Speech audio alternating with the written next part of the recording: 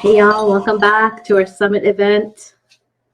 We hope that the hour break was spent in community or solitude in the ways you needed to care for your body and yourself. It is my honor to invite you into conversation with Sara Rezvi and myself as we share our stories, Ammas and Ummahs.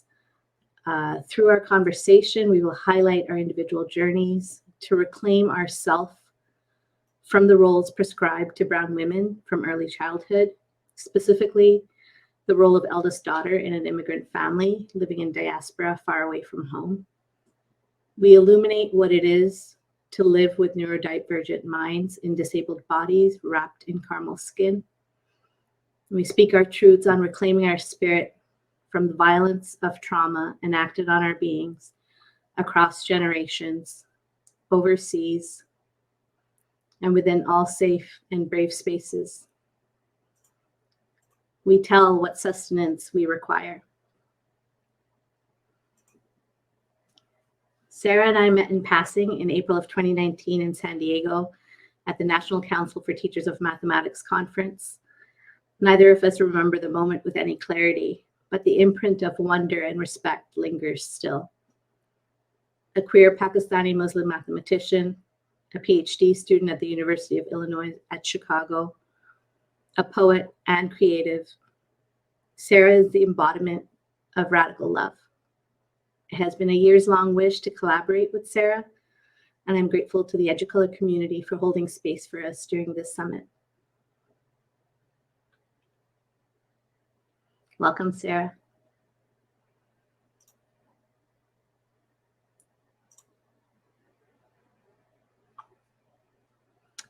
Sara, I've got you muted here. Of course. Hi, everybody. I'm feeling a little nervous and shy, but also really just grateful for the space that we're in together. My name is Sara or Sara Rezvi. My pronouns are she, her. And I am so grateful to be sharing this space with Hema. We've been dreaming about this moment for a long time. So she introduced me as a poet. I think of myself as an evolving poet. But with that said, I'm going to introduce Hema with a poem I wrote for her yesterday. When I think of Hema, I can only speak in poetry. She is one who inspires song and substance. So here goes. Hema, holder of fierce truths, warrior and spirit woman, Amma to bean and sprout, from which mother trees nourish, replenish. Seed unfurling, I see you, and those that you plant along the way. Future blossoms in cracked concrete, you are here and still you survive. Thank you, Sara.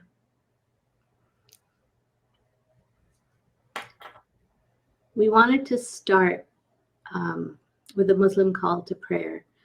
Sara, do you want to say a few words? Sure. So I have had a complicated relationship with Islam. I was born in Karachi, Pakistan. We immigrated here to Chicago in the early 1980s, so another Midwest representing out here. But I wanted to introduce myself with the call to prayer because it has both emotional meaning for me and a lot of pain and beauty at the same time. So we'll be talking today about both Ammas and Ummah, and Ummah is the word for Islamic or Muslim community, but that community that we're creating within our own space is something that we're also trying to create, at least for me, externally, with everybody here in this space that we're sharing together. Because community goes beyond religion, goes beyond skin, goes beyond color, goes beyond creed. It is us, and we are here together. So the azan that's about to play is going to be recited from a female reciter. And this may be your first time hearing the Muslim call to prayer. I'm sharing this as a part of me with you. As I mentioned, it has deep significance for me. And I honor you for being here with us today and bearing witness to what we are about to pour into each other. So you'll be hearing Mai Kamal recite. She's a 21-year-old mezzo-soprano training at the Cairo Opera House. So here we go. And this is your moment to just kind of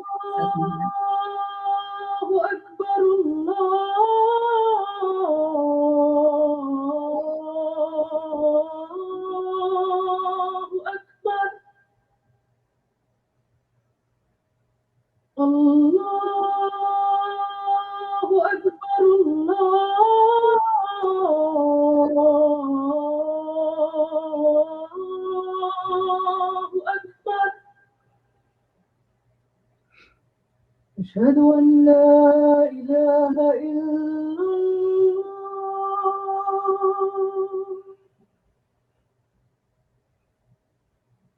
أشهد أن لا إله إلا الله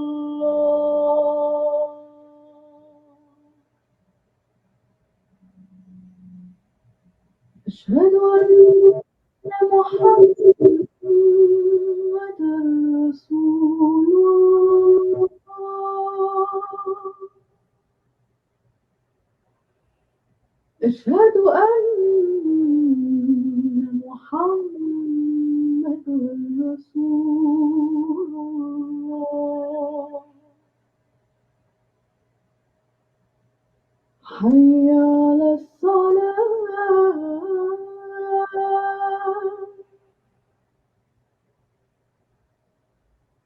حي على الصلاة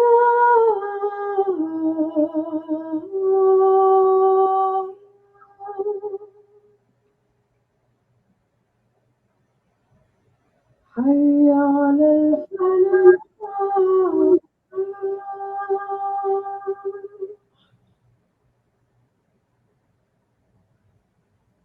حي على الفلاح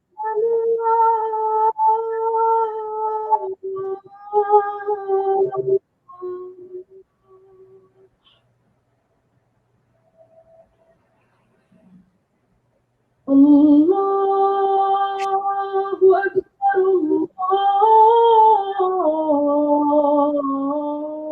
الله أكبر لا إله إلا الله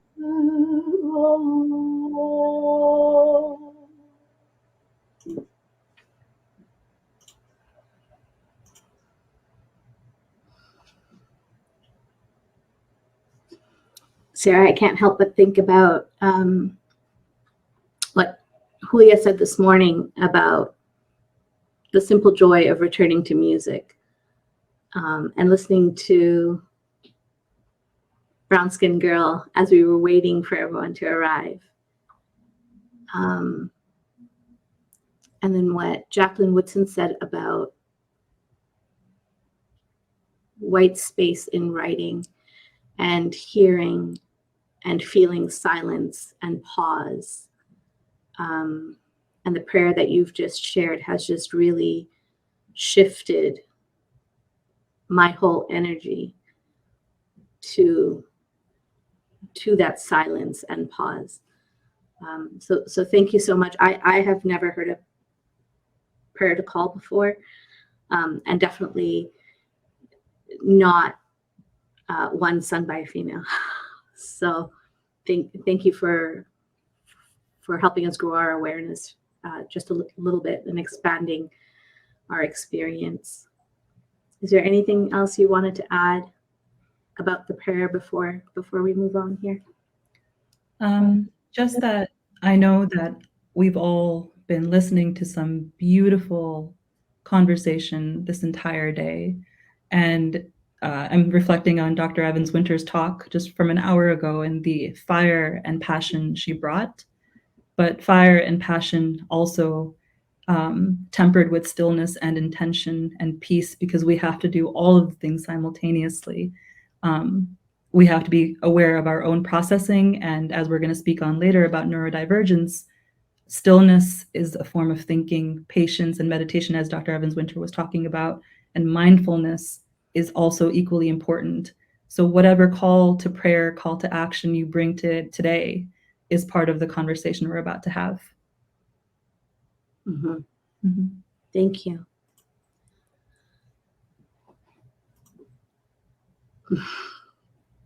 I wasn't there a moment ago, Sarah. Surprise! Brown girls. We call out to the community, past, present, and future, to gather with us today and bear witness.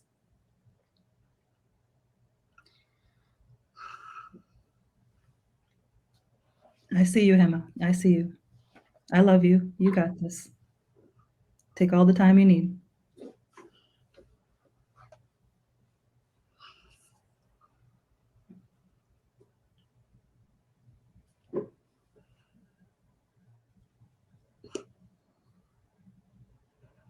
Take all the time you need. I love you. You've got this. So we're going to take a moment to bear witness to our collective grief and hear our cries for sustenance and care. Take a moment, scan your body, acknowledge where loss has lodged itself and what emotions swell to the surface, and hold space for your experience at this time and hold space for your truths.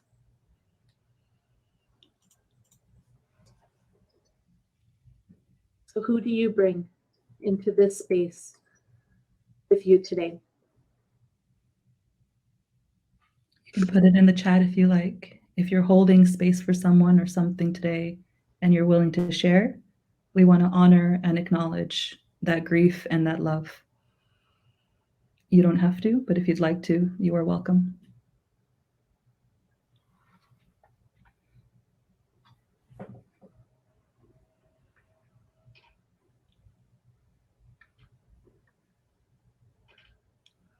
I honor the Ammas of the disappeared who are seeking justice for their children and loved ones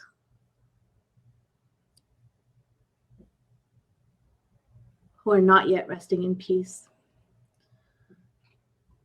Their protests have gone on for over 1900 days. The Ammas who protest injustice in torrential rain and in blazing sun, whose umbrellas function unceasingly.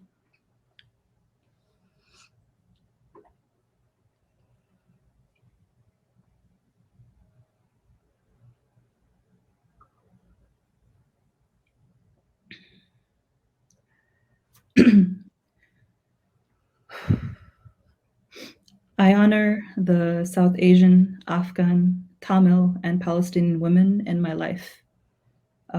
Those that are still here and those that have become ancestors. I honor the life of Sania Khan, who was murdered 3 days ago by her ex-husband here in Chicago for seeking a divorce. She should still be here. I honor what they have held still in their throats for too long and offer love to all present here who have been hurt, silenced, erased, subjugated, exploited, and abused. I honor their courage, their joy, their sacrifice, and their community here today. I honor you.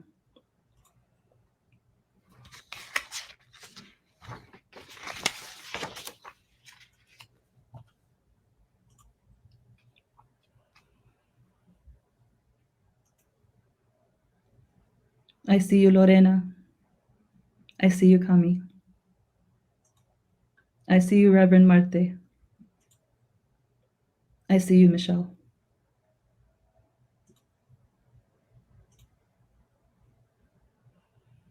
I see all of you. I see you, Jose.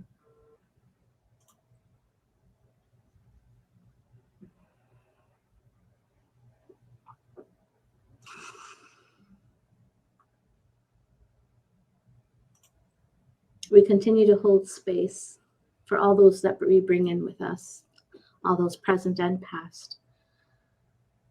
And we're going to get started on some good trouble.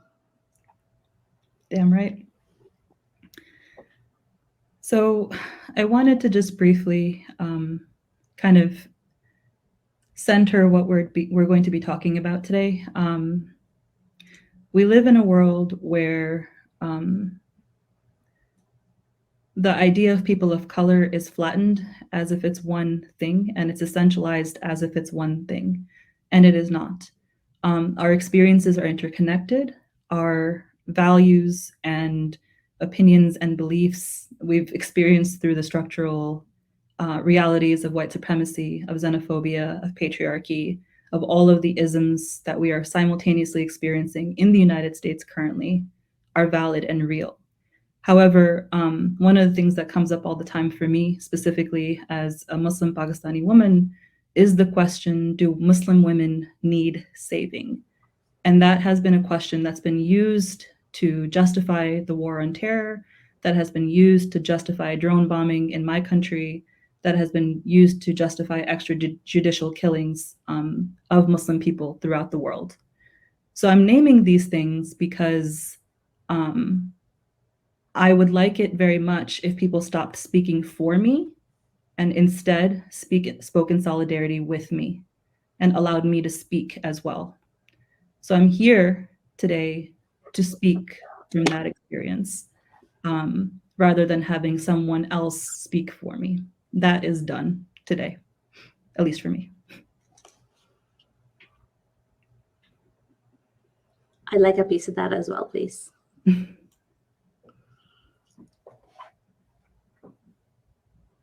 Jackie Woodson said this morning that there is an urgency to our narratives. And I'm hearing that loud and clear through you this afternoon, Sara, that we are here to tell our stories, our counter narratives. And when Dr. B said education is healing,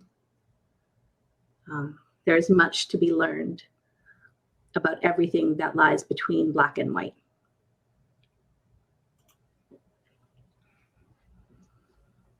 So I'm going to drop this question here in the chat. Have you ever exposed a problem and in doing so become the problem?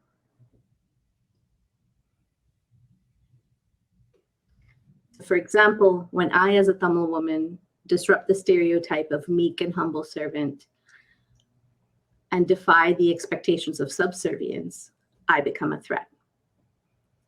To name invisibilized labor is to become vulnerable to reassertions of power, targeted mechanisms of oppression, and to experience ostracization.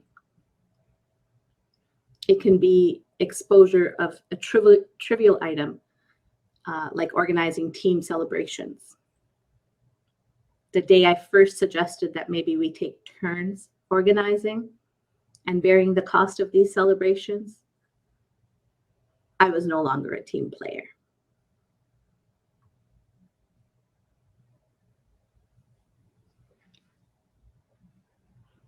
The way that my chest tightens hearing that story, even though I've already heard that story, even though you and I have been talking about that story, because that experience is so common. That expectation is so common. The entitlement is so common. The audacity is so common. And in Hema's case, she's specifically talking about several instances where, she was the primary organizer of getting cakes and all sorts of things together for her job, as if that was in her job role. Somehow that became part of her job role. And when she exposed that problem, she became the problem. Did I paraphrase that well, Hema? Yes, Okay. absolutely. And like the thing that I'm wondering about is, how our past childhood experiences that are deeply, deeply gendered. We both come from very stratified patriarchal societies. How that childhood experience of knowing exactly where your place is, how that shows up in the professional spaces that we occupy now. So systemic oppression is always operating. I think we know this, whether it's recognized or not, and it has had centuries of reproducing itself. So this is something I think about a lot in my personal life, in my healing work for myself, and also in my academic and professional career. So, for me as an example, and I'm going to share this with a trigger warning that I'm about to mention abuse. So if that's something that might be potentially hard for you to hear, you can mute me on this part. I just want to make sure that people are being taken care of on this chat. So as someone who has experienced spiritual and emotional,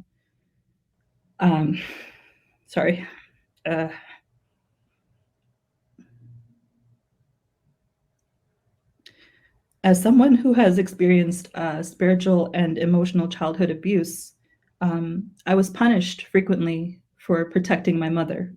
The day my father threatened me with a knife for intervening was the day I too became a threat. I was no longer a daughter in his eyes, but another woman who did not know her place. So, sorry.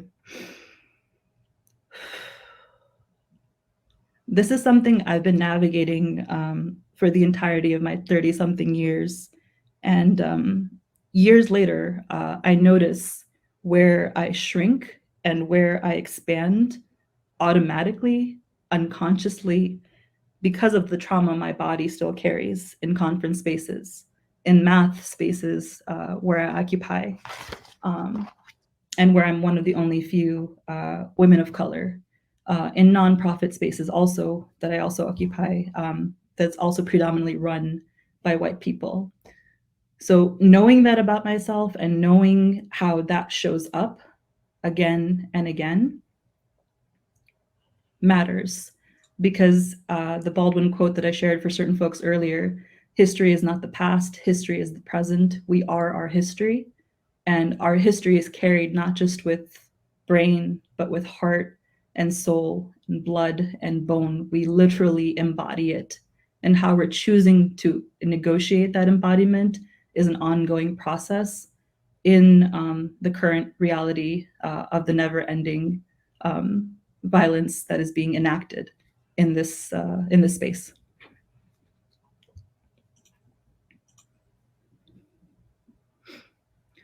So I wanted to speak on that a little bit more.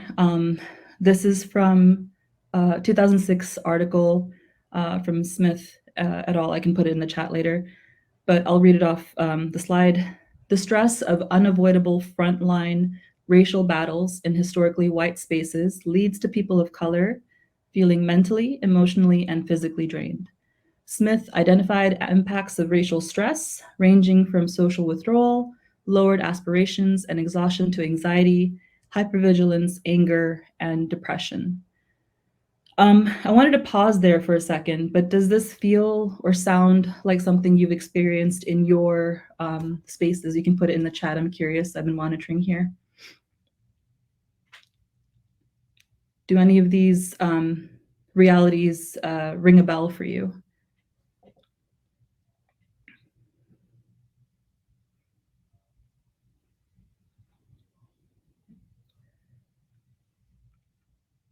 Hema, can you speak to that a bit?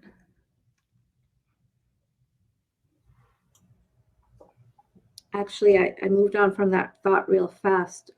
As soon as I typed out the push out that many educators are feeling right now, the immediate thought thereafter was, but really the push out that babies are feeling in classrooms every day.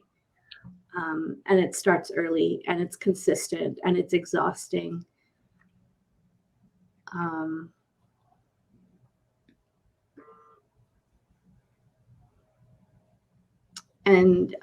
I'll speak for Tamil children. There seems to be a stereotype, and this actually resurfaced in a tweet in the last couple of weeks with all that's going on in Sri Lanka right now, that Tamil children will survive and thrive regardless, that we will somehow always make it. And the original tweeter wrote, and I quote, "Scars aside," I have to go back to what Dr. V said. We can't even begin to approach trauma-informed practices when people are still operating under not even caring about how children were traumatized and are traumatized and continue to show up in traumatizing spaces. And she was just blowing my mind with the wealth of knowledge that she has about the history of a culture of violence in the United States. And she spoke at length to the history of violence in the United States. But I also want to draw attention to the violence that has been perpetuated by the United States globally, It is weapons and machinery and helicopters and submarines from the United States that were used in the genocide of Tamil people in Sri Lanka.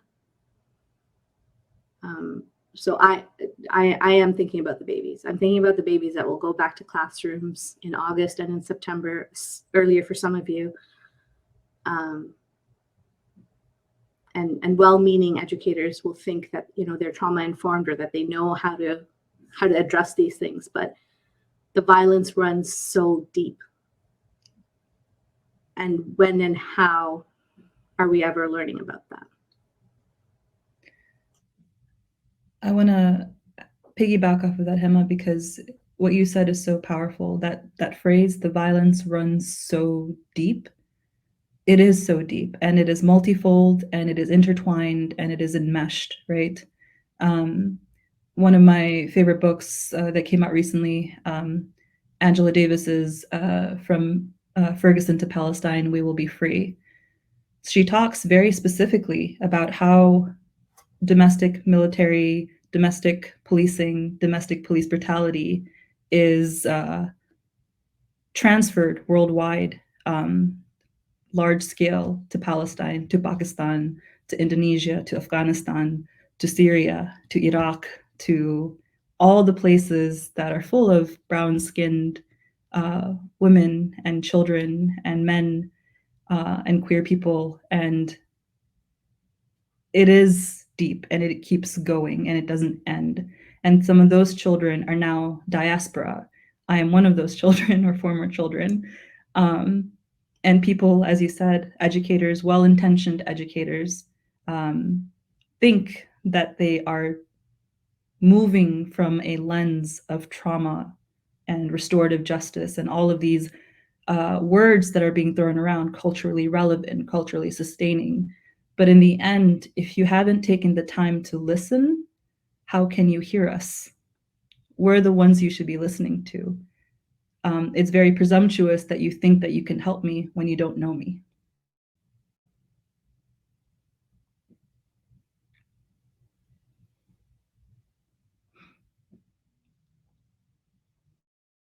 We can move on to the next slide, I think, yeah.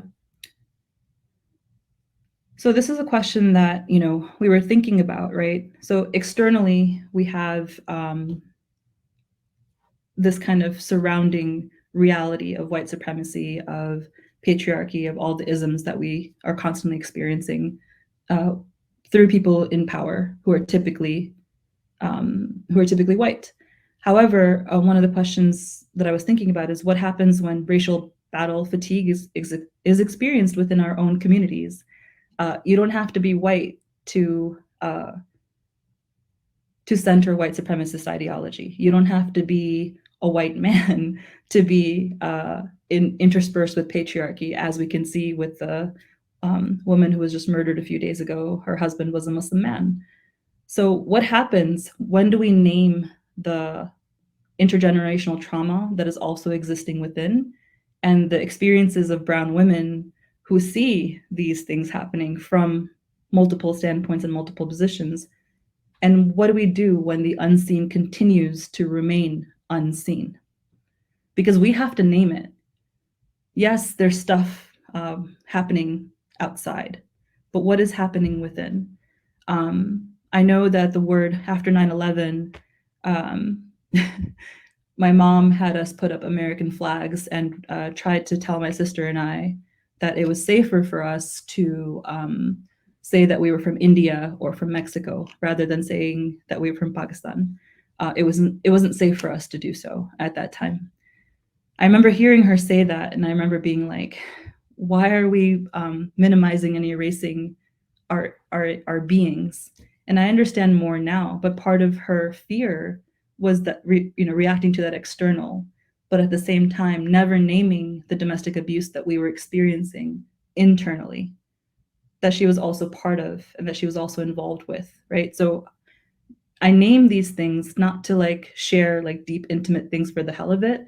I'm naming these things because if we can't name what's happening within our own communities, we can't address them. And if we can't address them, then the cycle keeps getting perpetuated again and again and again.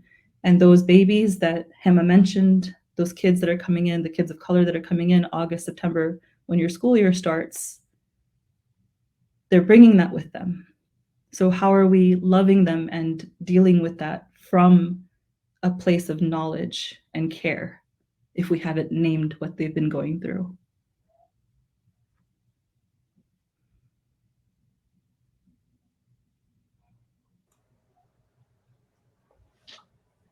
Earlier, Dr. V said that, education is about wanting to help our communities, wanting to save our people, wanting to transform society. But K-12 as it is has different plans for brown babies. I went through all of K-12, plus university, plus post-grad, with not one educator knowing anything that was of importance to me. They thought they knew me, to Sarah's point, earlier. I'm a very transparent person, so people think they know things. But they didn't know anything about me that would have eased my way through this life, that would have given me an experience that was healing. Or even some way supportive.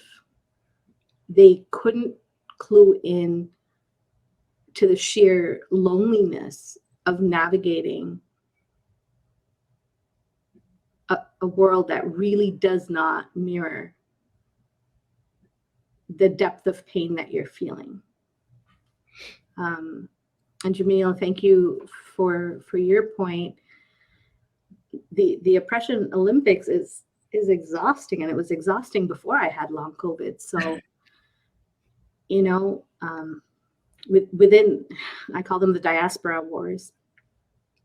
Within our own shades of brown, there's competition for who's seen the most violence, who's seen the most egregious human rights violations, who is still suffering, who has no reason to suffer anymore. And all of this just shaves away our humanity, just layer by layer by layer. And it's really hard to think about community when people don't know these things about you, or are unwilling to see how deep the pain runs. So shall we talk about pouring into us, Sarah? Yeah, I think we need to. Let's talk I think about that's that. the point. So what does it mean to pour into us? For healing, my asks are simple. Believe us when we tell you something's too much, or that we feel unseen, or that your interactions perpetuate harm. Believe us. Validate our experiences without asking us to reveal deep-seated pains and traumas. Know that there's hurt without engaging in trauma porn. Make sure our plates aren't too full. Don't keep asking of us, because we are conditioned and socialized to keep showing up. So make sure our plates aren't too full, but please fill our cups. Pour us over. I think it would take decades to pour enough into me that I would spill over.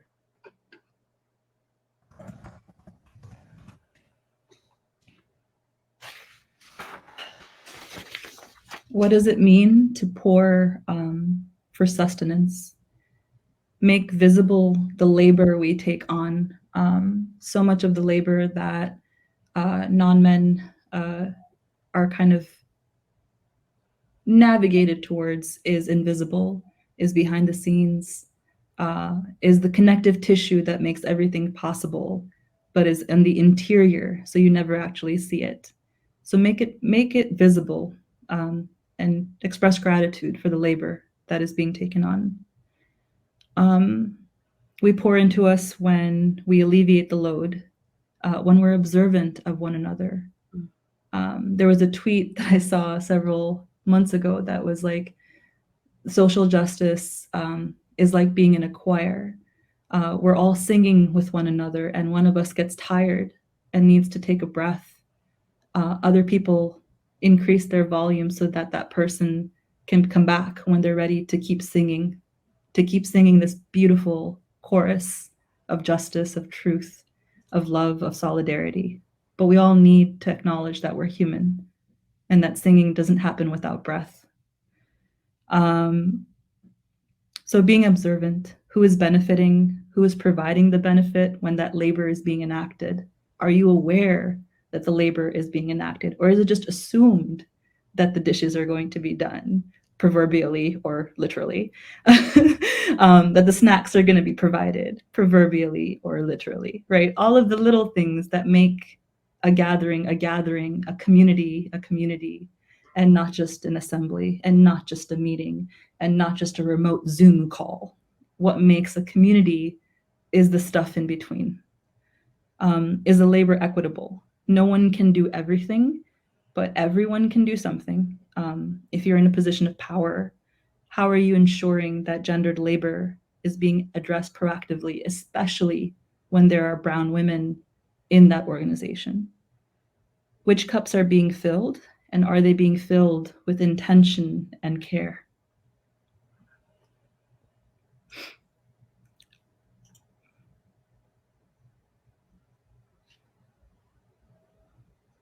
Speak to joy, Sara. I will speak to joy. You are my joy. You give me joy every time I see your face. Speaking on joy, what does it mean to pour with joy? It means ease. I think everybody who's spoken all day, whether it was Patrick, whether it was Cesare, whether it was Dr. V, all day, we've been told that in order to have joy, you have to give grace and ease to yourself. So I'm already singing the same song that's been sung, but we need to hear it multiple times for some of us, like myself, to actually give ourselves permission to believe it, to give ourselves grace, and to give ourselves rest and comfort so that we can give rest and comfort to others. Remember that white supremacy culture is built upon urgency. And even though the urgency that we feel is a very real threat against our lived bodies within our lived communities, and that urgency does need to be acknowledged, we're not going to move at all if we don't move with intention and care and making sure that we're all in this together. And Mariam Kaba says, hope is a discipline.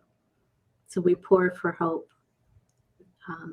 Make space for us to be a part of the dream, not just the work. Hear us as we hear you.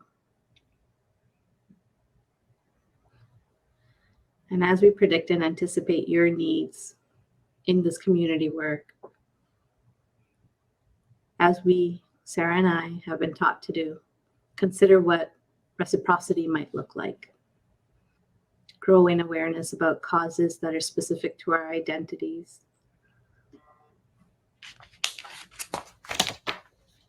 And help us feel cared for.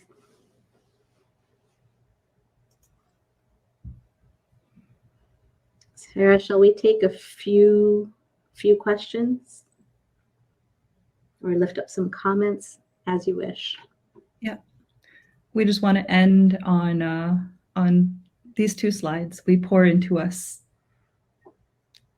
And that pour has to come from love, and that pour has to come from deeper intentions than the ones that we feel obligated to uphold, which is urgency, which is dealing with the next email, which is dealing with the next thing that you're supposed to minimize the everything is fine dog with the fire in the background. Like all of that is always going to be there. So how are you moving through all of that, and in reality of all of that, and in acknowledgement of all of that, and still not letting it completely consume your actions? So we pour into us, and then can you put in the next slide? And we pour into us.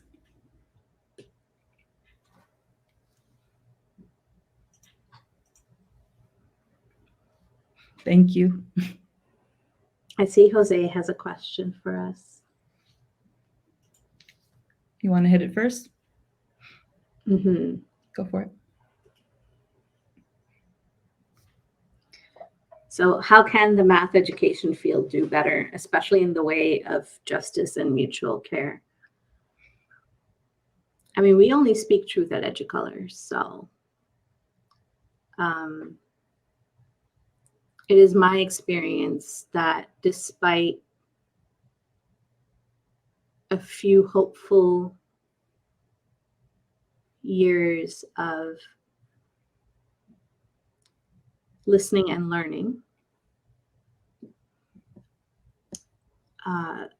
I feel that we have missed the moment, and that the pendulum has swung back with force.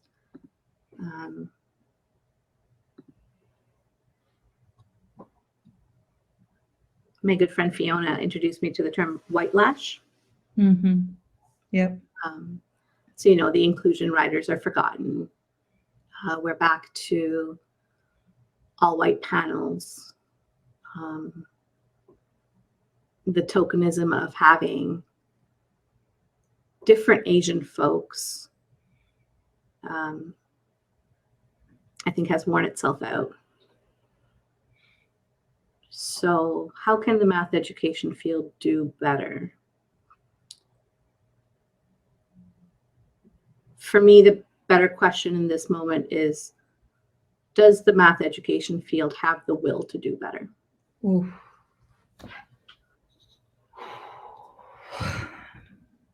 Yeah.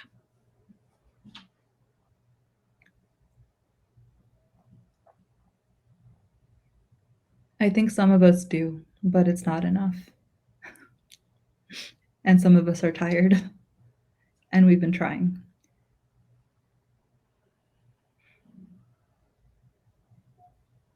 Mm-hmm. I see another question here from Zakia. How do you hold your peace and ease while coexisting with beloved people of color who cannot or will not pause or are unable to embrace peace?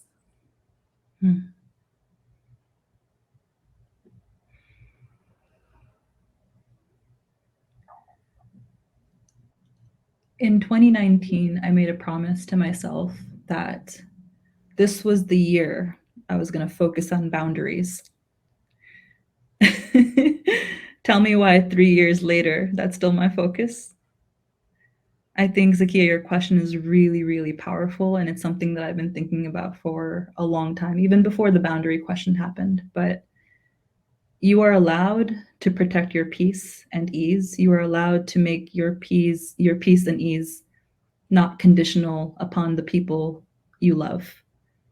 Their peace and their journey to their ease is their own. You can love them, you can support them, you can care for them, but you cannot take on that burden that is theirs to take on.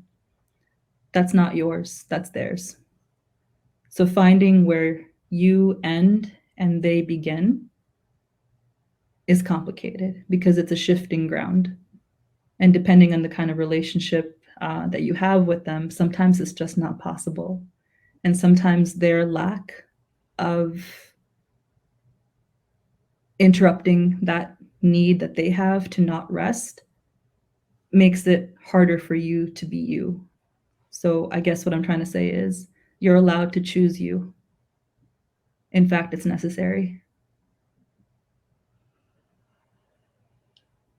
I'm going to speak about Sprout for a moment. Cheesy toes and chubby cheeks. during the last Educolor Summit, I was pregnant with Sprout. It was a big surprise to everyone at the end of the summit when I revealed that to be the case. Sprout reset my entire life. I had signed up for all sorts of advocacy work, community work. Everything was volunteer. Everything cut into family time. And Sprout put an end to all of that. And that was the thing. That was the instance. That was the moment. That was the event. Sprout was and remains the person who has helped me understand that my peace and my ease is my responsibility. And anyone who isn't interested in peace and ease, that's cool. We're just going to love at a distance. Thank you for that question, Zakia. Sarah, we're at time, but there's one more question from Lorena, I think that maybe you can tap into like really quickly.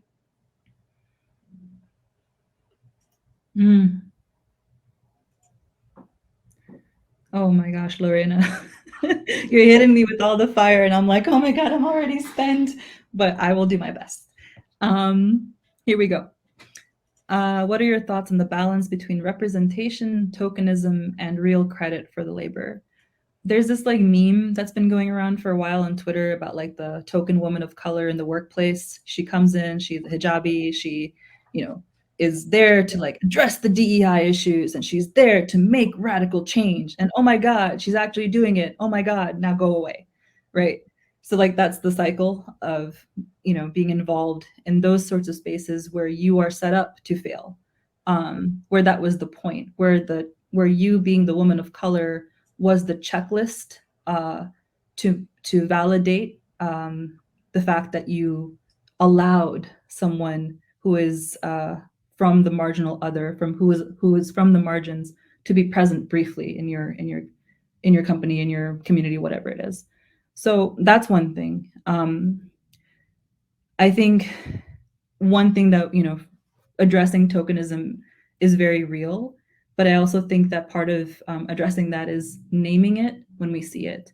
I was in a couple of job interviews a few months ago, and a couple of folks were taken aback by the fact that I was like, when they ask you the obligatory, do you have any questions for us? And I was like, yeah, sure, I have a question for you. I'm noticing that you have this wonderful statement about, inclusion. But what I'm also noticing and wondering is the fact that the people in power, the ones who are most at the top of the hierarchical echelon, are predominantly white, are predominantly men. So I want to know if I'm being interviewed for my expertise or if I'm being interviewed for the color of my skin. And if it's both, and I have some further questions to ask. And they were kind of taken aback by that. But I think part of it is like teaching people who interview at these places to advocate and to name, because they need to know that we're watching them, right? You're interviewing me, but I'm also interviewing you, and you need to know that. Like, I am a threat. Be prepared.